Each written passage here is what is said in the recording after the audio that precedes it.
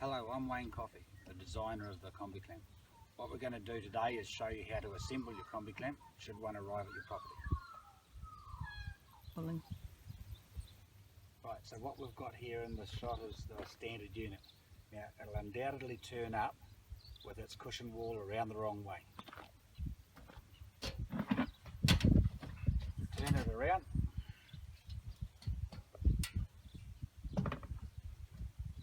Pop it on the outside hole here and on this side on the middle hole. That's all set. Now the approach rate.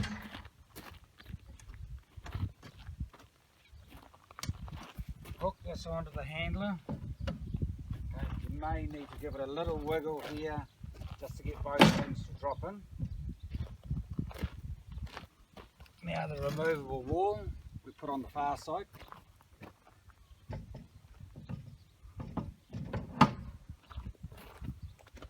And the stop gate we put on the working side. These gates are interchangeable if you want to set it up for a left-handed operator. Swinging the locking catches in to stop the gates from getting knocked off the hinges.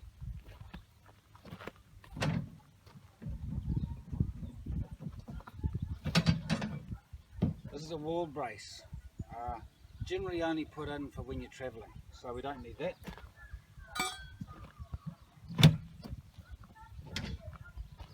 The anti-jump rail, a small gap and a large gap. The large gap goes over the gates.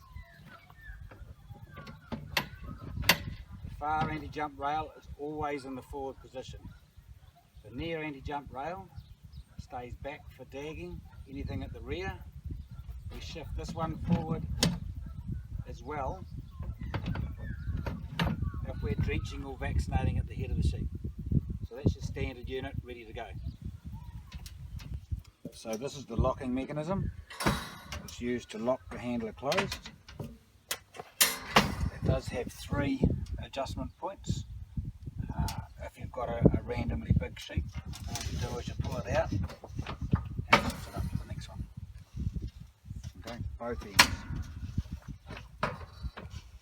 That gives it a different locking height. With the handler in the open position, we can change the width. First, disconnect the chain from the back of the Combi clamp. Remove the linch pin from the inside.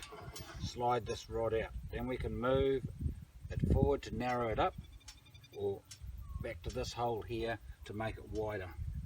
But you must remember that the Combi clamp has the ability to handle ewes and lambs at the same time, because of the pivot point way down here with the sheep standing up here.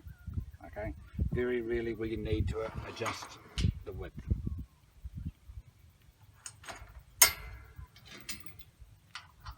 Replace the chain, put it onto a tension that there's not too much bounce when it opens up.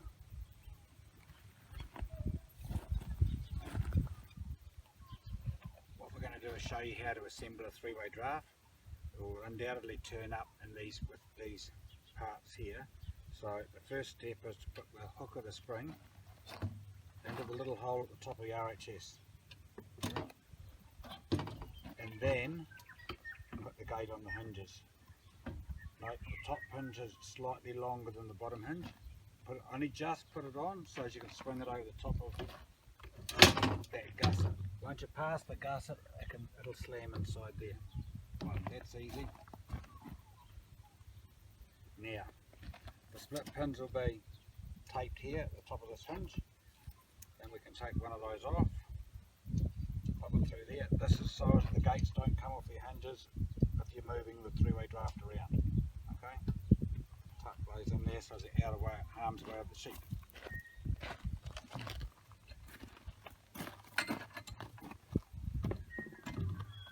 Same again.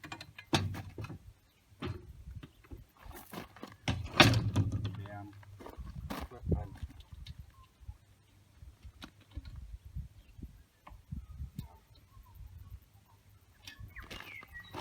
Triangle wings, now these are handed. Be sure to put the plastic on the outside. Same with the gates, make sure your plastic's on the outside.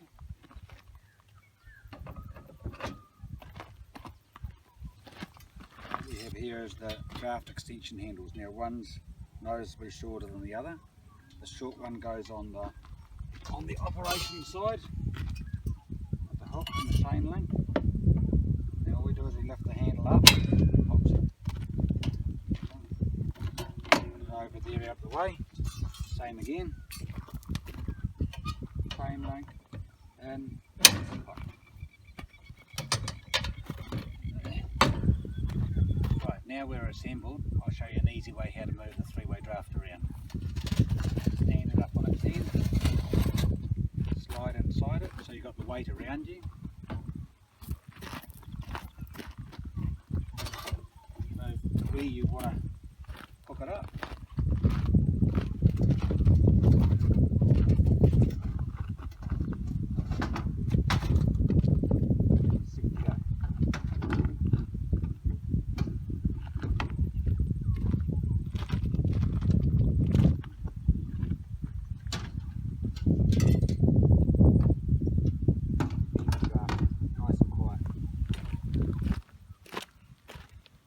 What we have here is our anti-backing ramp. Large piece of rubber on the top so as it'll fit any race width. It'll also probably arrive flat packed. This leg needs to be set into position with these square pins. We'll pop it in the race now.